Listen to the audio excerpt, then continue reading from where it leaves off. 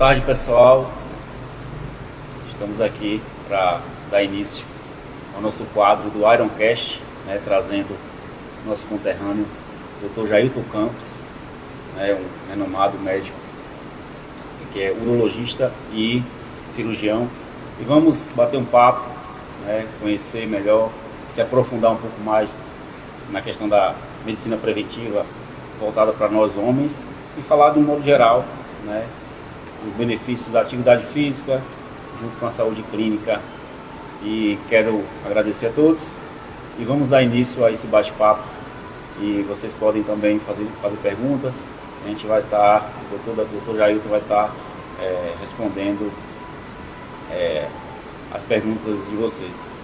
Tá certo? Então, quero dar boas-vindas, doutor Jailton, parceiro. E ó, hoje já rolou treino aqui, viu? Logo cedo, Já rolou um treino 8 da matina, Sim, a sim. gente aí já teve o treino, certo? Porque pra mim é o seguinte, vida corrida, né? Trabalhando muito, aquilo que eu estava conversando, às vezes a gente na correria do dia a dia, né? Nos afazeres que a gente tem, a gente acaba dando outras prioridades. Por exemplo, terça-feira e quarta-feira para mim é um dia correria, centro cirúrgico, atendendo, viajando, trabalho em mais do que 8 cidades diferentes aí. E aí sábado e domingo para mim é sagrado o treino. Então todo sábado eu treino, domingo assim 90% eu faço treinamento também. Eu gosto inclusive já de sábado e domingo também já matar o aeróbico junto com a musculação, porque a aeróbico é uma coisa que leva um pouco mais de tempo, que você tem que estar com um pouco mais de disposição. E eu pessoalmente eu não gosto muito de aeróbico assim, preso no ambiente fechado. Então eu gosto de dar aquela corrida, ar livre, adoro nadar, também faço aí stand-up. Então, às vezes eu pego ali a prancha, ali na barra, vou seguindo até a Vitória, volto, 2 horinhas que voando. Agora se eu pegar uma esteira, 8, 10 minutos e acabou. Mas assim, tem que ter aeróbico e tem que ter treinamento de resistência, treinamento aí de musculação. Então assim, sábado e domingo para mim é sagrado. E a galera que está aí ouvindo, estamos na live aqui pelo meu Instagram, @urologiaaplicada, e live também pela Academia Iron Valley, academia aqui de Santa Luz. A galera que tiver aí dúvidas, sugestões, comentários, queira perguntar alguma coisa sobre saúde, performance, musculação, suplementação, testosterona para uso clínico, pode mandar aí sua dúvida, pode mandar sua pergunta que a gente vai estar respondendo aqui durante a live, ou na sequência a gente vai também mandar aquele inbox e vai respondendo conforme as coisas forem surgindo. É isso. Então, doutor, vamos lá com a primeira pergunta. Eu fiz aqui um critério de número de perguntas. E a primeira pergunta que eu quero fazer é: qual a importância da prática regular da atividade física? A importância da prática da atividade física continuamente. Se eu lhe dissesse que você pode viver aí uns 24 meses, 2 anos a mais, seria bom para você? Você viver a mais, além da sua expectativa normal, sim. seria bom? Bom, Então, os estudos aí mostram, tem um estudo de Harvard que pegou aí alunos que treinavam. Você sabe que lá nos Estados Unidos o pessoal para atividade física eles levam um pouco mais a sério, tem incentivo. Inclusive nas grandes universidades tem bolsa, então o pessoal patrocina quem faz atividade física, dá pontos a mais. E isso mostrou que nos estudos, principalmente nesse de Harvard, que aqueles alunos que tinham uma prática constante de atividade física, que estavam ali fazendo exercício, futebol americano, musculação, treinamento para Olimpíadas, treinamento de alta intensidade, eles viviam aí 24 meses, pelo menos. Então teve gente que passou até isso. Então a expectativa de vida aumenta, né? Além disso, a gente sabe que a atividade física é um dos pilares para uma vida saudável. A gente tem o quê? Dormir bem. Não adianta você fazer atividade física, malhou bem, teve o treinamento, foi até seu limite, falhou, foi mais um pouco e você chega e não dorme bem. Tem aquela noite mal dormida, 3, 4 horas de sono apenas. A gente sabe que tem gente que precisa dormir um pouco menos. sim. Mas o cara dormir 8 horas e dormir mal, ou dormir só 4, 3 horas também não vai adiantar, porque a gente sabe que é no sono que a gente constrói o músculo, né? Durante a academia a gente vem aqui para quebrar o músculo, fazer com que gere um estímulo para que durante a nossa reparação, depois da nossa alimentação, que é outro fator cinético, a gente construa um músculo mais forte e melhor. Então assim, noite de sono bem dormida, você tem atividade física regular, alimentação adequada, não adianta você malhar se você não consome, não bate sua meta de proteína. Se você não tem um mínimo de carboidrato para lhe dar energia para você ter aquela atividade que você consiga desempenhar suas funções. Você às vezes chega para o treino cansado, não consegue completar a série direito, não tem as repetições de maneira adequada. Às vezes é porque você está fazendo uma dieta com muito pouco carboidrato. Então vale a pena às vezes até você aumentar um pouco o carboidrato para você conseguir fazer mais repetições, mais exercício, e mesmo assim você vai ter, mesmo com mais carboidrato, um gasto energético maior. Então a balança vai estar para sua perda de peso e redefinição da sua massa corpórea. Então assim, a alimentação, os colegas nutricionistas aí fazem um excelente trabalho em relação a isso. A nutrição é fundamental para aquele indivíduo que quer ter uma performance, que quer ter uma saúde. Então, dormiu bem, comeu bem, treinou, já é meio caminho andado. Os outros 50% a gente vai trabalhar na medicina, avaliando os exames, fazendo as consultas preventivas e os exames preventivos também, tá certo? Eu costumo dizer que a atividade física é o que chega mais próximo da fonte da juventude, né? A atividade física regular, eu costumo dizer que é o que a gente chega, nós seres humanos, é o mais próximo da fonte de juventude que a gente tem para, né, ter mais qualidade de vida, ter, como o senhor mesmo falou, a questão da qualidade do som, que é muito importante. E de modo geral, seja, caso você não esteja disponibilidade para ir numa academia, uma corrida na rua, uma caminhada no bairro, já é algo muito importante, né, para você estar com seu corpo sempre ativo. Eu digo por exemplo aqui meu próprio, né?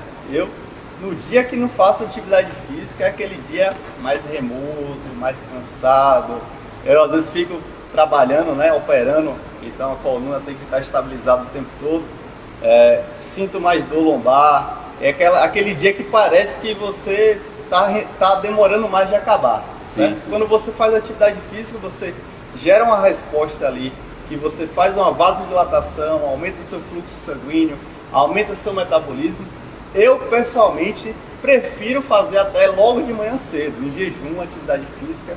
Aeróbico, geralmente aí 80% a 90% eu faço em jejum de manhã, porque já uso aí a suplementação, que são suplementação de pré-treino, cafeína, taurina, alguns estimulantes, e eu já levo essa suplementação para o resto do meu dia, porque eu já consigo deixar meu metabolismo no nível mais acelerado aqui em cima, e durante o dia, no rendimento das consultas, das cirurgias, eu já fico mais acordado e já fico mais energizado. Então, por incrível que pareça, aquele dia que eu não malho, eu estou mais cansado. Não, mais cansado. É muito bom. Outra pergunta também. De nascer. Da galera que estava escutando aí, eu estou pelo meu Instagram, o @urologiaaplicada. Vocês podem mandar comentários, perguntas por aí. E a gente também está aqui em live pela Academia Iron Valley, academia aqui de Santa Luz. Bom, vamos para mais uma pergunta aqui para o Dr. Jailton, né? Como, doutor, definir a intensidade dos exercícios, né? Qual a intensidade nós devemos conter essa intensidade? Olha, a intensidade da atividade física ela é bem variável, né? A gente pode ter uma intensidade alta, moderada ou leve. Leve é aquela caminhada, aquele pedal numa paisagem plana, né? Aquela remada sem onda. Então aquela atividade física que eu brinco, que minha avó fazia quando era viva e fazia muito bem. Aquela andada no tanque grande era todo dia, religiosamente, ela ia dar caminhada. Ela é amiga dela, lembro como se fosse hoje, encontrei com ela várias vezes. É aquela caminhadazinha light, aquela caminhada leve. Mas caminhada moderada, você já começa a sentir um pouco mais. Você já não consegue ter uma conversa que nem a gente está conversando aqui. Você conversa, mas não tem essa fluidez, você não consegue se concentrar tanto. E aquela intensa, aquela que você faz aquela atividade que ou você foca na atividade ou você conversa. Você não consegue fazer as duas coisas. E a gente consegue classificar também o nível de atividade física de acordo com a frequência cardíaca. A gente tem uma regrinha que é 220 menos 30, é a nossa frequência cardíaca máxima. Então você pega, por exemplo, um indivíduo de 30 anos, ele vai ter uma média de 190 batimentos por minuto, seria a frequência cardíaca máxima. Acima de 80% dessa frequência cardíaca, você já está ali de moderada para intensa. Então, de acordo, por isso que muitas pessoas usam relógio, usam medidor de frequência para conseguir deixar uma frequência mais elevada. E a gente sabe que trabalhando em frequências mais elevadas, o gasto calórico é maior e também há uma maior resposta em nosso corpo para conseguir ter mais débito cardíaco e conseguir levar mais sangue para esse músculo que está sendo usado, seja na corrida, que vai ser as pernas, seja numa remada, que vai ser a musculatura aqui do membros superiores e peitoral. Muito bom. Outra pergunta também, que já passa pelo que o doutor falou da questão cardiovascular, né? Qual o impacto da atividade física na depressão e ansiedade? Olha, a atividade física, ela ajuda não só a parte de saúde aqui, orgânica, mas também a saúde mental. Vou dar um grande exemplo: o indivíduo com TDAH, transtorno de déficit de atenção e hiperatividade, é aquele indivíduo que está sempre ligado em tudo, multitarefas, olha aqui, ouve aqui, está mexendo no celular e está conversando ao mesmo tempo. Agora coloque nesse sujeito aí 40 quilos de cada lado e vai fazer um supino.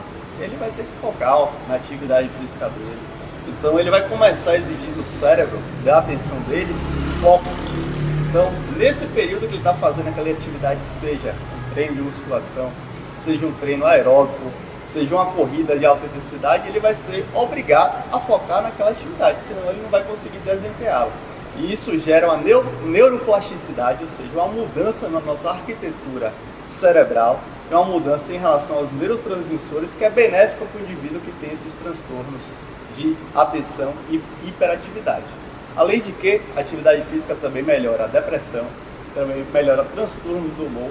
Então aquele indivíduo que consegue malhar, ele chega no nível que o nosso corpo libera mais endorfinas, dá aquela sensação de prazer, e ele acaba gerando uma sensação de bem-estar. Isso melhora todo o seu conjunto de neurotransmissores. Muito bom. Sobre a pergunta que eu fiz, né, sobre a questão que eu falei da questão cardiovascular, na verdade a pergunta era essa, mas aí eu resolvi fazer a questão da depressão e ansiedade, doutor. Como a atividade física ela pode melhorar as doenças cardiovasculares, né, que é uma questão bem importante, né? O Brasil é um número muito grande de questão de hipertensos, né? Como a atividade física pode ajudar a melhorar esse quadro. Sim. Você falou muito bem aí, as doenças cardiovasculares, elas são a maior causa de morte no mundo, né? Então o indivíduo aí, a gente com certeza conhece alguém aí que morreu de infarto, com certeza conhece alguém aí que já teve AVC. Então as doenças cardiovasculares aí, elas causam muita morte e quando não matam, às vezes deixam muitas sequelas graves, né? E do AVC às vezes não vai ter mais uma resposta motora, geralmente de um lado. O indivíduo com infarto vai estar cansando o tempo todo. E a gente sabe que a atividade física, ela como feita na base da prevenção, ela ajuda aí a controlar a hipertensão arterial, ela ajuda a controlar sobrepeso, ela ajuda a controlar diabetes, ela ajuda a controlar colesterol alto, triglicerídeos altos. Tudo isso é fator de risco para as doenças cardiovasculares. Então ela consegue agir na base, no controle dessas alterações que são fatores de risco e consegue diminuir a mortalidade e até reduzir a necessidade de medicamentos que esses pacientes utilizam. Então aquele indivíduo que faz mais exercício, ele vai gastar mais aquele colesterol ruim, ele vai aumentar mais aquele colesterol bom. Então o LDL cai, o HDL sobe. Isso tem um fator cardiovascular protetor. Então o indivíduo que pratica atividade física, inclusive, pode conseguir, com essa prática regular e disciplinar da atividade física, reduzir até os níveis de pressão arterial. Tem estudos que mostram que a pressão arterial chega a reduzir até em 10 milímetros de mercúrio. Então é uma coisa muito positiva para esses indivíduos. É claro que a gente tem que ter todo um cuidado e por isso é importante ter as consultas frequentes com o seu médico de confiança para detectar se esse indivíduo não tem já alguma doença pré-estabelecida que venha a limitar a executar algum tipo de atividade física. Não é uma coisa muito incomum a gente ver, por exemplo, pessoas que sem procurar uma avaliação específica anterior à prática de exercício começam a ter mal-estar súbito. Inclusive, existem algumas doenças que a gente só consegue avaliar em detrimento de exames específicos. Aí, se você procurar na internet, você vai ver, por exemplo, um jogador de futebol que morreu de um mal súbito. Mas não é porque o exercício causou aquilo. Na verdade, ele já tinha uma doença que já iria dar aquilo, mas com exercício, com não diagnóstico, desencadeou uma coisa que já existia. Então, na verdade, o que agudizou uma doença pré-estabelecida não foi o exercício. Na verdade, não. O exercício é um fator protetor do ponto de vista cardiovascular. Então, é bem seguro fazer exercício.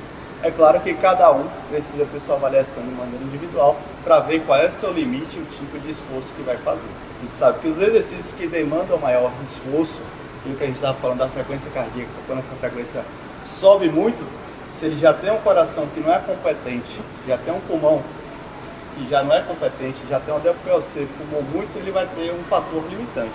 Então, às vezes, a gente não pode pegar no pé, os personagens trainer, sabe disso, que não pode pegar muito no pé daquele indivíduo que já tem uma doença, porque a limitação não é só questão de força de vontade.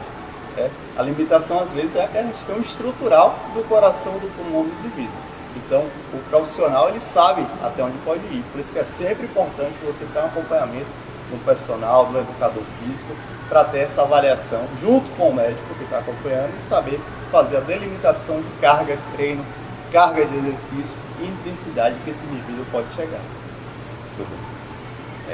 E aí, Paulo, alguma pergunta para o Dr. Jailton?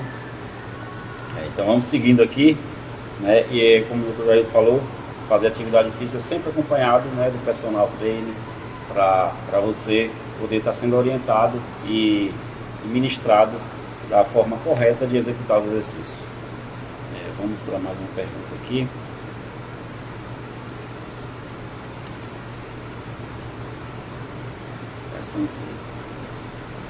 Doutor, pessoas operadas, elas podem se exercitar? Vou trazer meu pai aqui para dar o depoimento dele. Para a galera que não conhece, aí, meu pai passou por uma cirurgia recentemente. A gente fez uma herniorrafia inguinal bilateral, ou seja, tratou a hérnia que ele tinha, colocou 2 telas de cada lado. E ele foi um indivíduo extremamente ativo, musculação. Eu levei ele para começar a malhar, fazer treinamento de musculação mesmo, há uns 15 anos, e ele nunca parou. E a atividade aeróbica, fazenda, pecuarista, estava sempre ali fazendo caminhada, olhando cerco, olhando gado, então sempre ativo nesse ponto.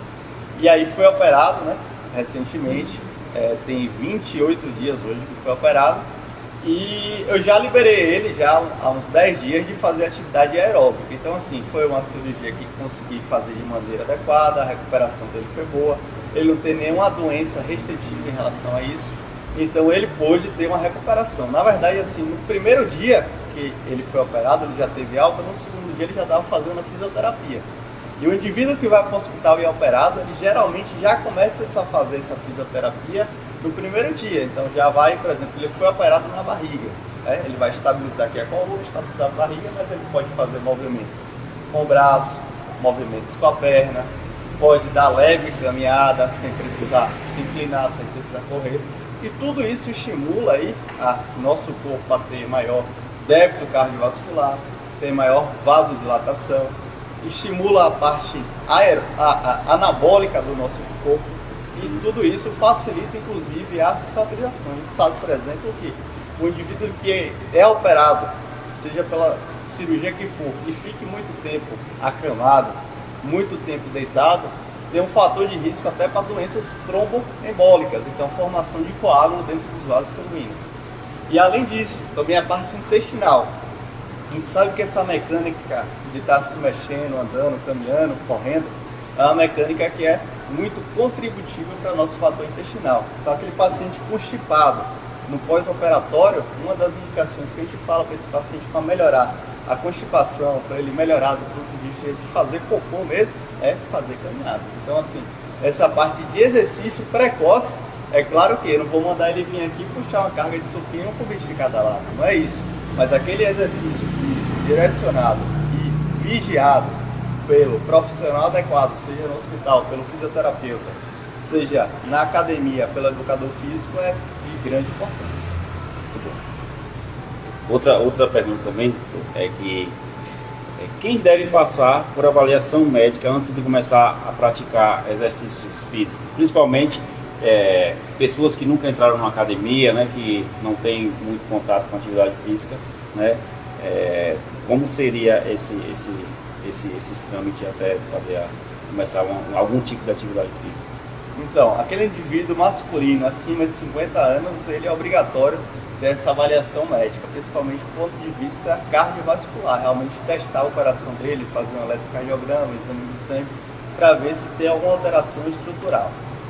Para as mulheres aí, um pouquinho a mais, 55, 60 anos, mas qualquer indivíduo que tenha fator de risco, por exemplo, diabetes, hipertensão, arritmia, doenças cardiovasculares, passado de AVC, passado de infarto, ele precisa ter uma avaliação por um médico para ter um laudo.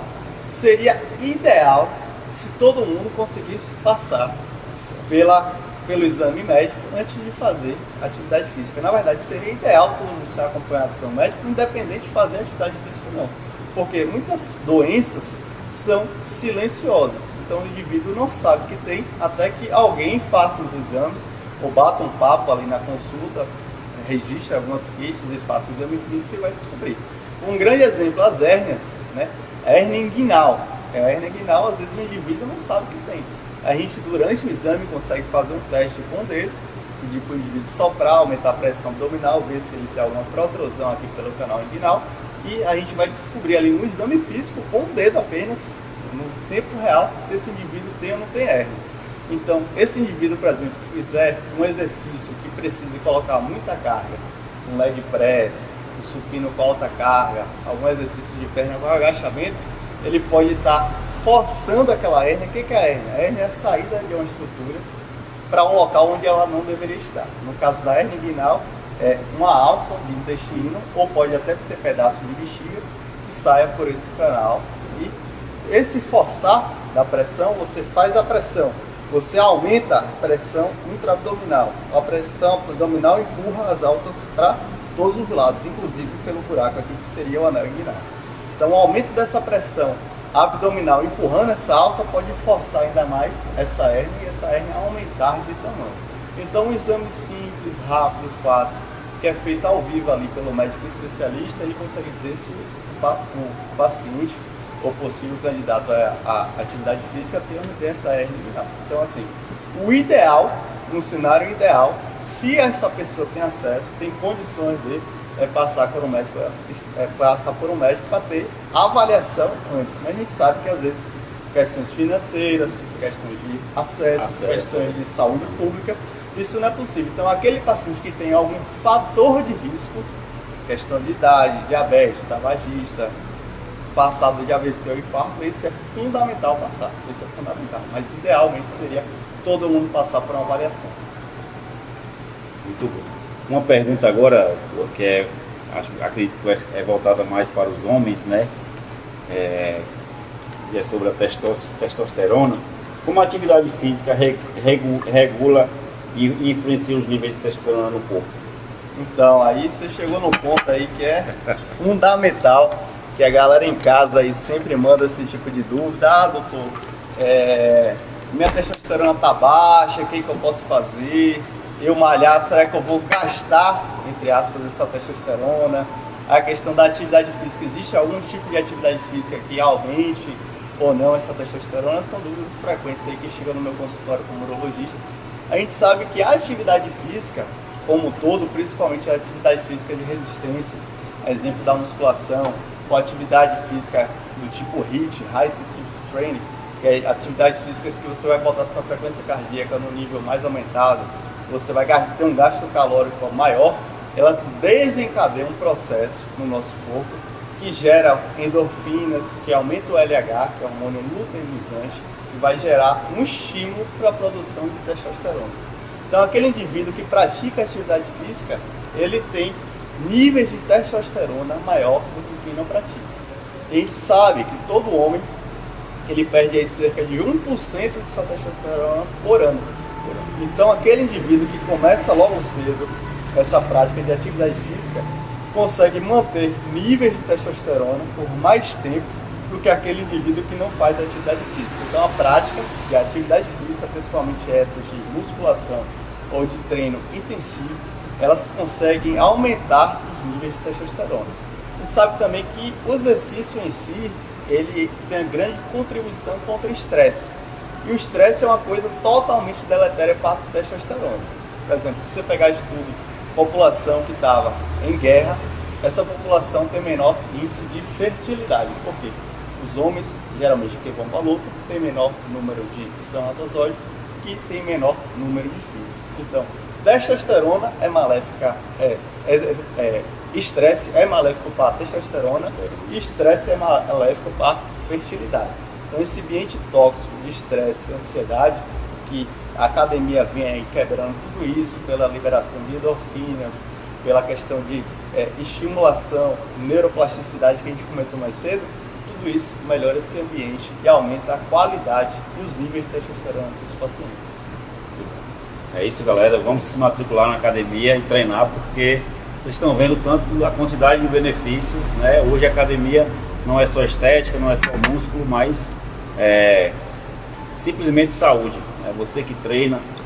Se você não treina, procure alguma academia, ou se não tem disponibilidade para academia, até uma caminhada, uma corrida, já vai ajudar bastante nessa questão mesmo da prática da atividade física. Vamos ter uma pergunta aí, Paulo.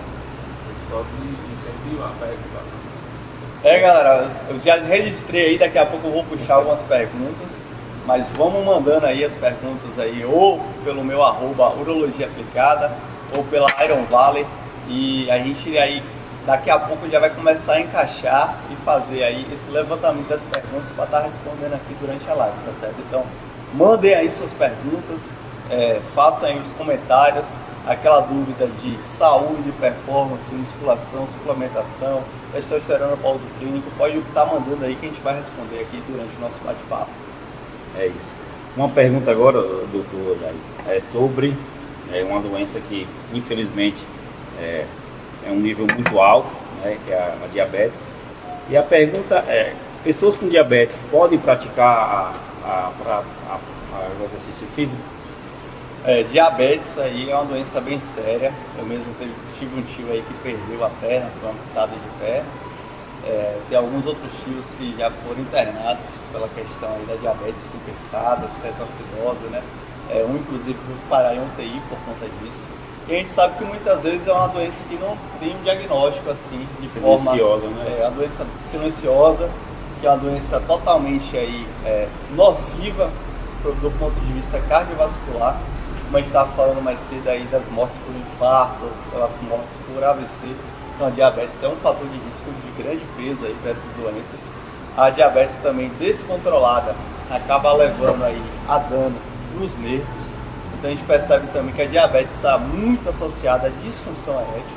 A diabetes também está associada aí à redução dos níveis de testosterona e hipogonadismo. Então os pacientes com glicemia alterada geralmente têm testosterona menor. E a diabetes é uma doença que tem muito em voga a questão da glicemia, do açúcar. E também pela questão de resistência à insulina. Então esse indivíduo com a resistência à insulina, a insulina não consegue fazer seu papel, que é colocar o açúcar para dentro da célula, e esse indivíduo fica com a glicemia elevada durante muito tempo. E a glicemia, você pode pensar como se fosse assim, um salitre na praia, né? Ele vai corroendo, né? O salitre vai corroendo, vai dando aquela ferrugem. A mesma coisa a glicose do nosso corpo vai corroendo, vai levando aí distúrbios, tanto da parte de vista cardiovascular, como eu falei, quanto a parte de distúrbios até de nervos. Então existem neuropatias, o indivíduo perde sensibilidade de pé, o indivíduo perde a potência sexual pela questão desses distúrbios nervosos associados à diabetes. Então o exercício físico ele vem para combater isso, ele estimula o débito cardíaco, ele faz uma vasodilatação, chegando mais sangue, ocorre essa maior troca de insulina com a glicemia, então a glicemia consegue ir para dentro da célula. E o exercício físico, principalmente o exercício aeróbico feito em jejum, ele é ótimo porque ele reduz essa resistência. Então ele aumenta a sensibilidade à insulina, logo promove um maior controle da glicemia e maior controle da diabetes. Então exercício físico e dieta são dois pilares fundamentais aí para tratamento de diabetes. A gente sabe que tratamento de diabetes muitas vezes envolve medicação, principalmente naqueles indivíduos diabéticos tipo 1 que tem que usar insulina, mas também faz parte não só medicação, tratamento com nutrição adequada e prática adequada de exercício físico. Agora é uma pergunta mesmo minha, como a sou especialista e urologista, né, da questão da próstata. Qual o impacto da atividade física regular, né, no combate nem só o câncer de próstata, né, mas do câncer em geral? Então, o exercício físico e a atividade física, não só de musculação, mas também atividade aeróbica, tem impacto em alguns fatores de risco que a gente estava comentando mais cedo. Então, assim, a atividade física reduz colesterol aumentado. Você de casa já ouviu falar de gordura no fígado, mas a próstata adora a gordura também. Então a próstata, quando a gente opera, a gente percebe isso, que ela fica até meio bojuda, meio gordinha mesmo, porque há depósito de gordura nela. Então ela aumenta de tamanho. Além disso, esse ambiente de colesterol aumentado, açúcar aumentado, é um ambiente mais favorável a alterações. Lembra que eu falei que o açúcar é como se fosse um salitre? Então esse açúcar, modificando ali a arquitetura dos cromossomos, gera mais possibilidade de defeitos. E esses defeitos podem gerar uma célula mutante e vai virar lá na frente o câncer. Então esse ambiente defeituoso, proliferativo, você vai estimular a proliferação de células e pode estimular o câncer. Então, diabetes, obesidade, sedentarismo são fatores de risco também para câncer de próstata. Então, a gente sabe que uma coisa protetora, não só para doenças benignas, como hiperplasia, que é um crescimento benigno, mas também para doenças malignas, como, por exemplo, o câncer de próstata. O indivíduo que faz atividade física, ele tem menor risco de câncer de próstata. Vamos seguindo. Hoje domingão, galera aí em seu lazer, né? Feriado. Daqui a pouco é meu momento também. Precisando, não é? É bom. Domingo é o dia de começar de manhã cedo, malhar, exercício, leitura. De tarde é tempo de qualidade com a família. Acho que eu vou pegar uma piscina hoje. Vamos ver o que esse sol promete aí para tarde. Falar um pouco sobre suplementação, né? A suplementação de testosterona pode melhorar o desempenho atlético? A gente sabe que a testosterona ela é muito utilizada em diversas práticas esportivas, né? Inclusive no fisiculturismo, né? Esporte que está muito em voga a questão de treino, musculação, ela é utilizada de forma ampla. Alguns exercícios, alguns campeonatos de alguns esportes têm a prática de fazer exames para avaliar se o indivíduo está utilizando ou não a testosterona. Então, o indivíduo, por medo de testes de doping, acaba não utilizando. Mas em alguns esportes isso não acontece, então ela é muito utilizada. Do ponto de vista médico, aquele indivíduo que utiliza a testosterona para fins médicos, ou seja, ele tem um nível de testosterona baixo, seja porque tem uma doença que está causando isso, doença na hipófise, seja porque ele tem uma diabetes, um colesterol descontrolado, uma síndrome metabólica que reduziu sua testosterona, uma tireoidopatia, e ele tem sintomas. Então, quando a gente usa esses dois pilares médicos, que é exame, deu baixo, o paciente tem sintoma, a gente está autorizado, do ponto de vista do Conselho Federal de Medicina, a utilizar testosterona. E nesse âmbito, a gente percebe que esses indivíduos têm uma resposta boa, porque o hipogonadismo, ou seja, a redução da testosterona, está associada à perda de peso e está associada à perda de massa e também está associada à osteoporose. Então, tudo isso deixa aquele indivíduo com aquele aspecto caquítico, aquele aspecto emagrecido, aquele aspecto doente. Então, por exemplo, pacientes com HIV, pacientes com câncer em tratamento por quimioterapia, a testosterona é muito utilizada como um tratamento para auxiliar, né, no controle dessas doenças e fazer com que o paciente tenha a recuperação mais rápida. Por exemplo, existem alguns estudos utilizando testosterona em indivíduos que sofreram queimadura extensa do corpo. Sabe que o indivíduo queimado, São João está chegando aí, então galera, cuidado com fogos, cuidado aí, guerra de espada. Já vi muito caso trágico aí, paciente perder dedo, perder mão, perder até antebraço por conta de fogos. Esses indivíduos, quando está naquela fase de recuperação, a gente sabe que a pele é uma coisa que precisa ter muito nutriente, ela está sempre ali em mudança o tempo todo. Quando suplementados com a testosterona, e esses indivíduos têm uma maior recuperação. Então, assim, quando se tem uma indicação médica para o uso de testosterona, a gente consegue ter um grande ganho por parte desses pacientes em fazer uso, sim.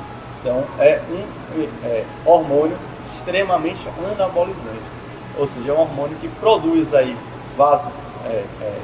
vasodilatação, produz aumento de massa, é um hormônio que ajuda a ter maior desempenho físico, a maior quantidade de repetições, maior carga. Então a gente vê muito isso aí na prática médica nesses pacientes que têm a deficiência de testosterona. Pergunta? Tem uma aqui, Vida de Cabeleireiro perguntou qual o benefício do exercício físico para os idosos e se eles podem ou não fazer. Quem perguntou? Vida de Cabeleireiro. Vida de Cabeleireiro? Pronto, Vida de Cabeleireiro perguntou aqui, só transmitindo que eu estou com o microfone, se o exercício físico ele tem benefício ou não para aqueles pacientes que são mais idosos. Então, assim, a gente sabe que o paciente idoso é um paciente mais frágil do ponto de vista ósseo, do ponto de vista muscular, e é um indivíduo que muitas vezes já é dependente. Então, o indivíduo, às vezes, não consegue nem se levantar, né? Então, esse paciente, por exemplo, que tem um treinamento de tríceps, treinamento de quadril, esse indivíduo idoso, ele consegue se levantar de maneira mais adequada da cadeira e ter maior suporte para a caminhada. Então, o risco de queda diminui, né? Risco de queda diminui. E mesmo assim, quando cai, como os músculos eles ficam sobre a articulação, então eles dão uma restringida na articulação, um suporte na articulação. Esse indivíduo, quando cai, ele tem menor chance de fratura e de luxação. Então, assim, o indivíduo idoso, ele é um grande beneficiário da musculação, justamente porque a musculação vai fazer com que esse indivíduo tenha maior independência, ele precisa de menos pessoas, ele vai conseguir se levantar, ele vai conseguir caminhar. Então, é indicado que antes dele ser idoso, aquilo que a gente está conversando, ele já tem uma prática disciplinar de atividade física, para quando ele já chegar na melhor idade, ele consiga ter essa independência. E a gente sabe que, com o passar do tempo, aquilo que eu falei, a gente vai perdendo testosterona. Cerca de 1% ao ano a gente vai perdendo. Não tem como evitar isso, mas tem como diminuir essa perda. E tem como a gente começar com a reserva maior. Uma outra coisa é a questão de osteopenia, fraqueza dos ossos. O indivíduo que tem osteopenia, ele tem menor cálcio nos ossos e com as fraturas, né, com esses traumas, esses impactos, as fraturas ocorrem mais frequentemente. Aquele indivíduo que tem maior força, que tem mais hábito de musculação, você reduz a osteopenia, consegue fixar mais cálcio. Isso não é uma coisa que acontece só com exercícios leves, caminhadas, yoga, esse tipo de atividade. Você precisa ter realmente pressão no osso, precisa colocar carga. Então a musculação vem aí trazendo benefício do ponto de vista de reduzir a chance de osteopenia e fraturas ósseas após quedas. Você pergunta aí, eu tenho uma pergunta, doutor Jair, do ponto de vista clínico mesmo. Algumas pessoas, tem estudos, né, falando da quantidade de dias, o ideal para a prática da atividade física, mas do ponto de vista clínico, para você treinar e você vai ter uma saúde, né, bem mais interessante.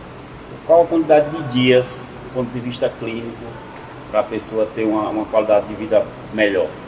Então, assim, quando é feito um estudo, é preciso delimitar justamente essa questão que você falou, o tempo, para dizer se o indivíduo é sedentário ou não. Então, para dizer se é sedentário, a gente tem que dizer o que é sedentarismo. Então, assim, os estudos eles colocam aquele indivíduo que faz pelo menos 150 minutos de atividade física moderada ou intensa como não sedentário. Então, isso seria o mínimo aí para a gente considerar os benefícios para a atividade física, que daria mais ou menos aí 5 vezes na semana, 30 minutos por dia. Claro que pode variar, o cara fazer um pouquinho mais, um pouquinho menos, mas considerando aí 30 minutos de atividade, 5 vezes na semana, você aí de casa já pode deixar de ser sedentário. Então, assim, eu falo que isso aí é o básico, menor que isso não se justifica. Eu, por exemplo, num dia que não tenho tempo, eu até diminuo esses 30 minutos, faço até 15, mas eleva a intensidade. Então, aqueles 15 ali, altíssima intensidade, frequência cardíaca maior, gasto energético maior, descansos menores e eu consigo bater essa meta com o menor tempo. Então, assim, diminuir o tempo, você aumenta a intensidade. Então, a balança vai estar equilibrada. Pergunta aí, Paulo. Seguindo, então. E vamos falar um pouco então, da suplementação, né? O impacto da suplementação na qualidade de vida, como no geral, como tu é especialista também nessa área, né? Qual a importância da suplementação, né, na qualidade de vida de nós, seres humanos?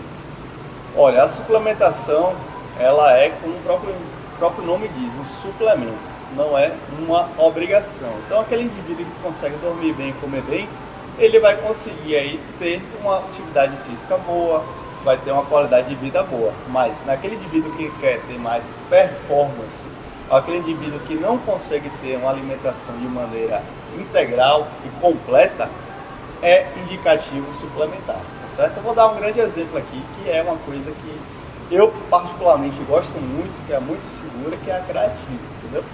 Creatina eu gosto de suplementar aí cerca de 5 gramas por dia, né? Alguns estudos variam de 3 a 5 gramas. Falam que, inclusive, você pode fazer até 20 gramas, mas no período ali agudo, de carregamento de receptores, fazer ali um tempo de 4 a 6 semanas utilizando 20 e já passar para 5. Mas creatina, eu vou dar um grande exemplo. Se você fosse comer alimentos para dar creatina, 5 gramas, você precisaria comer mais ou menos aí 1 kg de carne vermelha. Se fosse frango, daria aí 1.250 gramas, mais do que 1 kg. Então, assim, você conseguiria, mas daria muito trabalho, muito gasto. 5 gramas, jogou na água ali, misturou, tomou, pronto, já bateu a meta. Então, é muito mais prático e barato a creatina, não é uma coisa cara. A gente suplementar, aumenta a resistência do exercício, aumenta a força, né? A creatina, ela é armazenada como fosfocreatina, né? Isso, então é um efeito assim, não adianta você vai tomar hoje que você, vou ficar bem hoje. Você tem que ter esse uso contínuo, constante, para ir ela se depositando no músculo e servir como reserva energética. A gente sabe que a creatina, ela aumenta a energia dentro do músculo, facilita com que a gente tenha maior resistência à atividade física, consiga fazer mais repetições e também aumenta a força. Mais alguma pergunta aí, Paulo?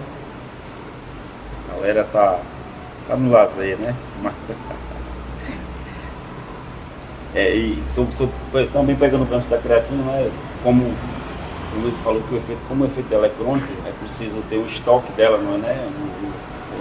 Eu costumo falar para as pessoas que a gente precisa tomar a creatina todos os dias, né? Todos os dias, continuamente, justamente para gerar esse efeito que tem muito mito, tem que tomar em jejum, tem que tomar no café, tem que tomar com limão.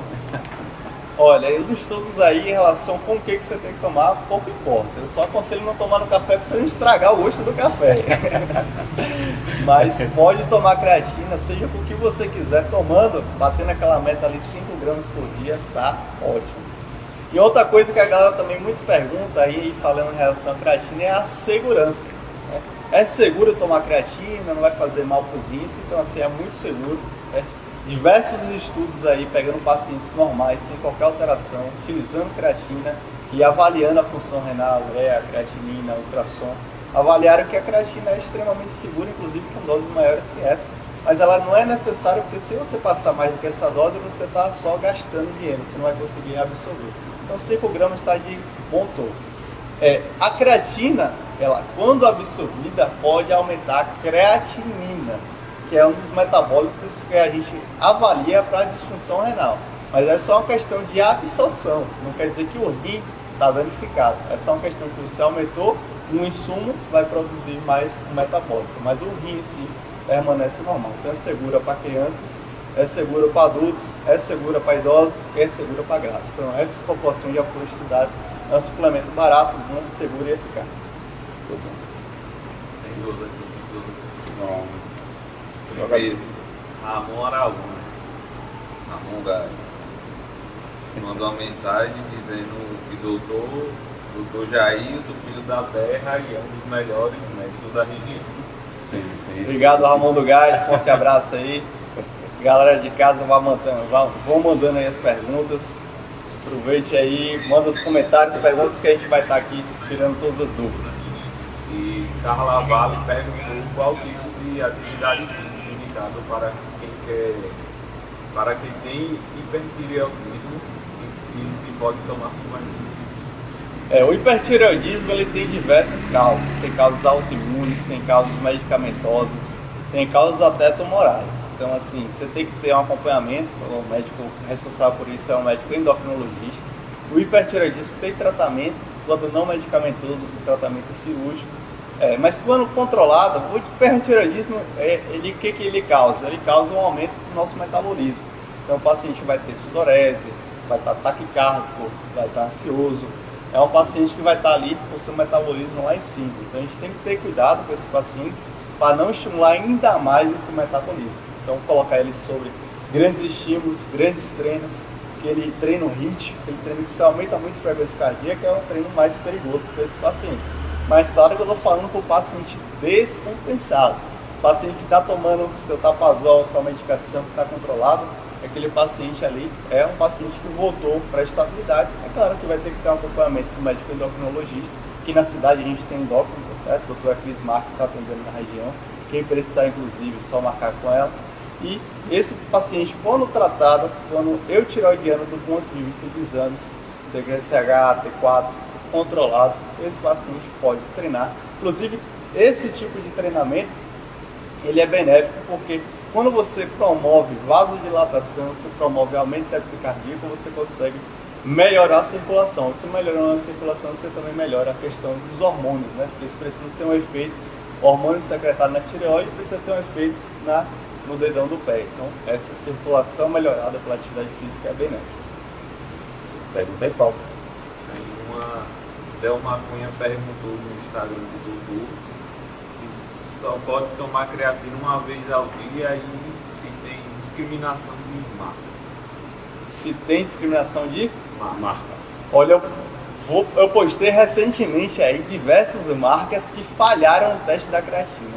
Então tinha tudo, menos creatina. Tinha farinha, açúcar, sal, Menos a creatina. Tipo, menos creatina. Então, assim, realmente você precisa buscar um local de confiança. Eu costumo fazer a minha em farmácia de manipulação, que eu consigo confiar melhor.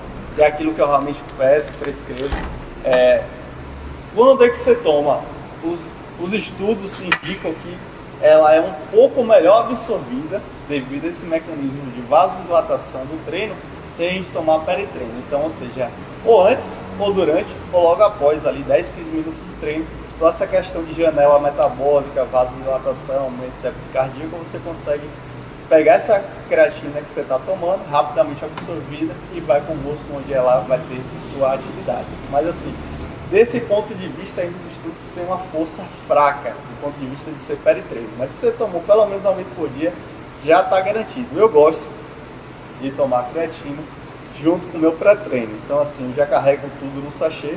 Eu mando manipular o meu pré-treino com as substâncias estimulantes que eu gosto de utilizar, já com a creatina, tudo vira um sachê prático. Eu estou em todo lugar viajando sempre, então tem no carro. Abriu o sachê, jogou na água, misturou, tomei. 15 minutos, 30 minutos já estou treinando, pronto, já tem um efeito. Então assim, praticidade. Muito bom. Ela perguntou também quantas conchas equivale a 5 gramas é um scoopzinho pequeno. Quando você compra a creatina nessas lojas de suplemento, geralmente vem um scoopzinho. Equivale a mais ou menos aí uma colher de chá, sem transbordar muito. Ela só aquela passadinha, não é aquela passadinha de novo. E a galera tem essa mania, não, mas só uma colher. Mas aí o cara pega, passa a colher e ainda dá aquela outra e vem se equilibrando para não cair. Então é só aquela passada básica, aí equivale a mais ou menos 5 gramas. Viu? Uma coisa que é muito interessante, que não é uma coisa assim que você precise, mas vale a pena para você que está um pouco mais focado no exercício, é comprar uma balança. Essa balança de pesar alimentos, porque você, assim, não é que você vá pesar todos os suplementos e todas as refeições sempre, mas você comprar e você começar a pesar sua alimentação, você começar a pesar a sua suplementação, você vai ter uma noção muito melhor de quantas gramas você está comendo de frango, quantas gramas de carne, quantas gramas de suplemento. Você passar ali 2 meses, é do ponto de vista educativo você saber. Não é que você vai pesar sempre, a viadinha e tem que levar a balança para pesar. Mas você bater o olho, você já vai ter a noção do que é 5 gramas, do que é 100 gramas, 200 gramas. E isso aí muda muito, principalmente na galera que tem aquele desejo, aquele impulso de comer muito. Quando a gente começa a pesar, a gente consegue aí saber realmente, olha, hoje eu tô com muito impulso, tô comendo a mais. Né? Você consegue, ó, hoje eu tô com aquela fome, às vezes você bota uma colherzona, e não, ali passou, aí você vai, regula e você consegue ali administrar melhor a sua comida. Eu acho que vale a pena essa experiência aí, pra galera que tá focada mesmo, a galera que quer perder peso, que quer hipertrofiar, começar a pesar comida, certo? Pergunta, Paulo? Não, mas eu tenho uma aqui. Minha pergunta é em cima da atividade física e da questão da saúde. A gente sabe, alguns estudos, que uma porcentagem muito pequena da população brasileira é matriculada numa academia. E eu queria saber, e também que o senhor deixar um recado para essa galera que ainda não conseguiu ir até uma academia, não conseguiu se matricular, seja por falta de tempo ou muitas vezes não tem aquele estímulo para ir. O que é que o senhor tem para dizer em relação a essas pessoas que ainda não começaram alguma prática de atividade física do ponto de vista clínico, para ter uma qualidade de vida melhor? Olha, a atividade física hoje em dia aí é elementar, é o básico, é o feijão com arroz. Então você que está em casa, que não está na academia, não está em nenhuma atividade física, dança, yoga, remar, nadar, correr, pedalar, cara, você está perdendo saúde. Certo? E saúde não é gasto, saúde é investimento. Então, procure ter esse investimento, nem que seja um investimento de tempo, você não tem dinheiro, mas tempo você arranja. Acorda uma hora mais cedo, vai fazer uma caminhada, vai fazer uma corrida, faça um pedal, marque, às vezes você está sem gás, você estimula, marque com um amigo, com um brother, para treinar junto, que aí um estimula o outro. Então, assim, saúde é uma questão de investimento, um dos pilares, além das avaliações, das consultas, das medicações que são necessárias, é a atividade física. Então a gente já falou aqui, a atividade física aumenta aí pelo menos 2 anos de vida. Pode você ganhar 2 anos de sua vida, muito bom, já está no lucro. Só isso aí já está no lucro. Já está no lucro. A atividade física, você que é homem aí, aumenta a sua testosterona. Então você testosterona maior, você consegue ter maior fertilidade, mais disposição, com melhor composição corporal. Então assim, é só ganho, só ganho. Agora é claro que você tem que ter um acompanhamento adequado. Não adianta você fazer um exercício de qualquer jeito, prejudicar sua articulação, prejudicar sua estrutura muscular. Faça de maneira séria, estude. Se você não conseguir estudar por conta, peça ajuda de alguém, de algum profissional. A gente tem os fisioterapeutas, a gente tem os educadores físicos, a gente tem os médicos do esporte que vão ajudar a gente a ter esse ganho aí na atividade física e na nossa saúde. Cid perguntou se o uso do café com magnésio faz com que o café corte o efeito do magnésio. O uso do café, o café tem várias substâncias, a principal e mais conhecida é a cafeína. A cafeína ela aumenta a excreção urinária de magnésio, sódio e cálcio. Então você realmente usar suplementação cafeína ou o próprio café e magnésio não é uma combinação boa. Também não é uma combinação boa com cálcio nem com sódio. Então assim, eu por exemplo, magnésio para mim é à noite, antes de dormir, e café é logo cedo quando eu acordo. Então eu deixo um distante do outro justamente por essa questão de excreção urinária que a cafeína induz do magnésio. Pergunta aí, Paulo. Bom, as perguntas aqui, acho que a gente já abordamos praticamente todas. Tá o quê? É quase 1 hora já de conversa, O tempo passa rápido quando a conversa é boa, E falar de temas importantes é muito bom. Então, para a galera de casa aí que não está treinando, eu aqui já treinei hoje, inclusive aqui na Iron Valley, gostei bastante, academia top, recomendo. Galera de Salvador que quiser dar uma corrida, estou correndo sempre aí, quinta e sexta, na orla ali, mora ali a Armação, quiser colar na corrida comigo aí, a gente pode marcar. E o que eu costumo fazer também é a galera que está mais perto, eu sempre marco treino lá em casa, no meu prédio, porque tem academia própria no prédio, eu consigo ter uma agilidade melhor de horário, geralmente ninguém usa, então marca com a galera mais coligada para dar um treino. Então você que quiser dar um treino comigo aí, quiser dar uma corrida, quiser malhar aqui, manda um direct que a gente vai combinar aí para desenvolver essa estrutura aí de atividade física, porque assim, às vezes você tá não é nem que sem tempo, o tempo até você arranja, mas às vezes você não tá muito afim. Quando você consegue um grupo ali de apoio, seja um amigo, seja um colega de trabalho que um chama o outro, a gente dá aquele estímulo, muito bom. Dá o gás. Pergunta aí, Paulo. Então, acho que pelo horário já tá no horário da gente.